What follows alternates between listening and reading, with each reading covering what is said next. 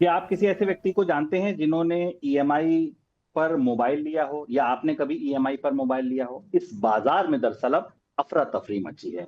Phone की EMI को finance करने वाली एनबीएफसी के लिए रिमोट सेल ब्लॉकिंग सुविधा बंद होने के बाद स्मार्टफोन की ईएमआई के डिफॉल्ट में जोरदार उछाल आया है। जी हाँ, चर्चा यह है कि इस डिफॉल्ट में हर महीने बढ़ोतरी हो रही है, और बढ़ते डिफॉल्ट की वजह से बैंकों का जो कंज्यूमर गुड्स लोन है या कंज्यूमर लोन सेगमेंट है, इसमें कमी आई है। कमी का आंकड़ा भी सुन लीजिए। सितंबर के अंत तक बैंकों के कंज्यूमर लोन की जो आउटस्टैंडिंग थी वो 22,279 करोड़ रुपए दर्ज की गई, जो पिछले साल 23,000 करोड़ रुपए से ऊपर थी। सर, पहला सवाल तो यह है कि इन डिफॉल्ट्स की वजह क्या है?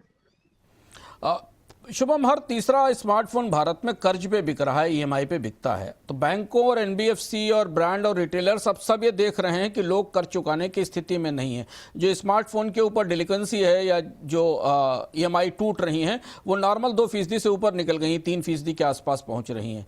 कंज्यूमर ड्यूरेबल में जोखिम वाले पोर्टफोलियो बढ़े हैं, खासतौर से 31 से 90 दिन में डिफॉल्ट में खासी बढ़ोतरी है। हो ये है कि डीलर्स ने कर्ज देकर फोन बेचे थे, अब तुरंत अप्रूवल मिल जाता था ऑनलाइन मोबाइल पर, इसलिए उसकी बाद में वसूली नहीं हो पाई। छोटे शहरों में का बड़ा असर है इसमें, खासतौर से जो मझोली कीमत वाले फोन हैं 10,000 से 25,000 वाले, वहां डिफॉल्ट ज्यादा दिखाई दे रहा है। प्रीमियम फोन्स में डिफॉल्ट कम है, लेकिन फिर भी वहां भी 90 से 191 से 180 दिनों के लोन पर डिफॉल्ट ज्यादा है। तो ये जो पूरी मोबाइल की क्रांति थी, जिसको एनबीएफसीज ने, बैंकों ने और बहुत सारे फाइनेंसर्स ने फंड किया था, वो क्रांति अब धीमे धीमे बिखर रही है। उसकी वजह यह है कि लोगों ने जो कर्ज पर फोन लिए हैं, खासतौर से कम आय वालों ने, उनके लिए अब कर्ज चुकाना मुश्किल हो रहा है, और इसलिए जो कर्ज देने वाली कंपनियां हैं वो अब आरबीआई के पास किसी समाधान के लिए पहुंच रही हैं।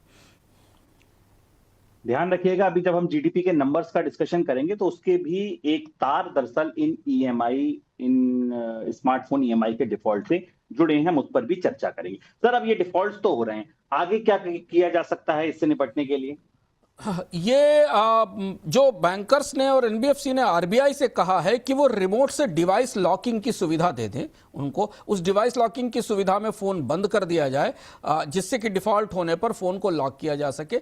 सारी सेवाएं नहीं बंद होंगी, जरूरी सेवाएं मिलेंगी, लेकिन ये लॉकिंग क्रमशः दी जाए, जिससे कि जो फोन लेने वाला है वो कम से कम महसूस तो करे कि उसको कर्ज दिया जाए। डिफिकल्ट है आरबीआई के लिए, और ऐसा करने के लिए आरबीआई को टेलीकॉम कंपनी से, डीओटी से, रेगुलेटर से बात करनी होगी। लेकिन ये समस्या पहली बार आ रही है कि मोबाइल फोन लेकर गए लोग कर्ज नहीं चुका रहे हैं, और जो कर्ज देने वाले लोग हैं उनके पास कोई रास्ता नहीं है इसे रोक पाने का, क्योंकि वो फोन का इस्तेमाल कर रहे हैं।